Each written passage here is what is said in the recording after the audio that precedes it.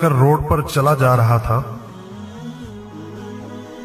کہ ایک بابے نے زمین سے چھوٹی سی ٹہنی لی اور فرش پر رگڑ کر بولا،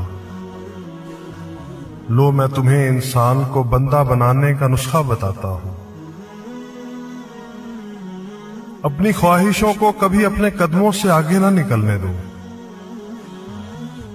جو مل گیا اس پر شکر کرو، جو چھن گیا اس پر افسوس نہ کرو۔ جو مانگ لے اس کو دے دو، جو بھول جائے اسے بھول جاؤ۔ دنیا میں بے سامان آئے تھے، بے سامان واپس جاؤ گے، سامان جمع نہ کرو۔ ہجوم سے پرہیز کرو، تنہائی کو ساتھی بناؤ۔ جسے خدا ڈھیل دے رہا ہو اس کا کبھی احتساب نہ کرو۔ بلا ضرورت سچ فساد ہوتا ہے، کوئی پوچھے تو سچ بولو، نہ پوچھے تو چپ رہو۔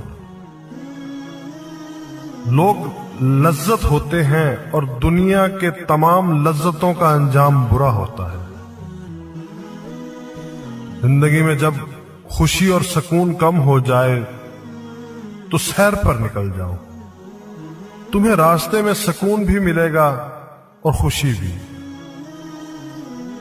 دینے میں خوشی ہے، وصول کرنے میں غم۔ دولت کو روکو گے تو خود بھی رک جاؤ گے، چوروں میں رہو گے تو چور ہو جاؤ گے۔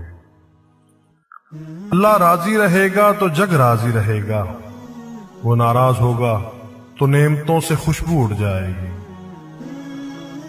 سادھوؤں میں بیٹھو گے تو اندر کا سادھو جاگ جائے گا۔ تم جب عزیزوں، رشتہ داروں، اولاد اور دوستوں سے چڑھنے لگو تو جان لو اللہ تم سے ناراض ہے۔ اور تم جب اپنے دل میں دشمنوں کے لیے رحم محسوس کرنے لگو تو سمجھ لو تمہارا خالق تم سے راضی ہے۔ ہجرت کرنے والا کبھی گھاٹے میں نہیں رہتا۔ بابے نے ایک لمبی سانس لی، اس نے میری چھتری کھولی، میرے سر پر رکھی اور فرمایا، جاؤ تم پر رحمتوں کی یہ چھڑی آخری سانس تک رہے گی۔ بس ایک چیز کا دھیان رکھنا، کسی کو خود نہ چھوڑنا، دوسرے کو فیصلے کا موقع دینا۔ یہ اللہ کی سنت ہے۔ اللہ کبھی اپنی مخلوق کو تنہا نہیں چھوڑتا، مخلوق اللہ کو چھوڑتی ہے۔ اور دھیان رکھنا، جو جا رہا ہو اسے جانے دینا، مگر جو واپس آ رہا ہو اس پر کبھی اپنا دروازہ بند نہ کرنا۔ یہ بھی اللہ کی عادت ہے۔